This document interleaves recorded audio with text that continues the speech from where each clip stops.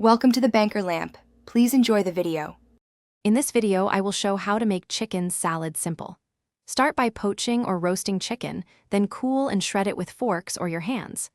Mix in crunchy celery, a touch of red onion, and a creamy dressing made from mayo and mustard. Taste and adjust salt, pepper, and lemon to brighten the mix. Serve chilled on bread, greens, or with crackers for an easy, satisfying meal. Gather a short list of reliable ingredients to keep this recipe approachable and consistent.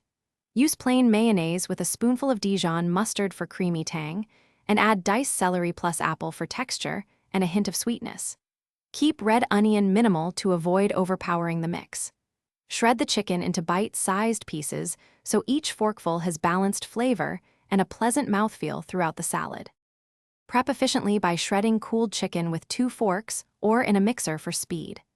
Dice celery and apple uniformly so textures match, and finely chop herbs if using.